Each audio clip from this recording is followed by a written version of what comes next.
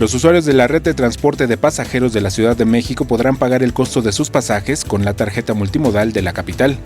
La ruta 200, que corre de norte a sur en el circuito bicentenario o circuito interior, ya cuenta con 54 validadores que hacen posible el cobro por este medio, lo que facilitará el acceso de usuarios sin preocuparse por las monedas. Porque luego son 4 pesos de cambio y por la mayoría trae 5 pesos. Entonces al momento de echar la moneda son 1 peso más. Cambio con la tarjeta, ya es más rápido y lo puede uno pasar y evita el estar pagando de más.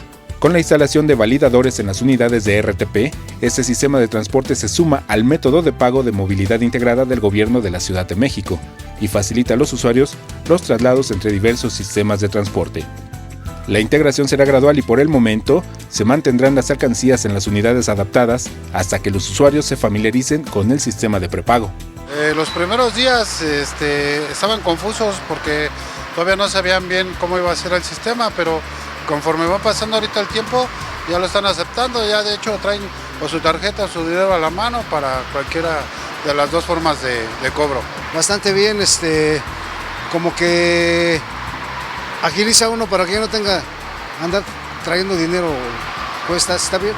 Se prevé que durante el mes de febrero se puedan integrar otras rutas al cobro electrónico. Se trata de la ruta 47A, que cuenta con 19 autobuses y cubre la ruta de la Alameda Oriente a Xochimilco Nativitas, además de la ruta 27A, con 14 unidades y hace el recorrido del Reclusorio Norte a Metro Hidalgo Alameda Central.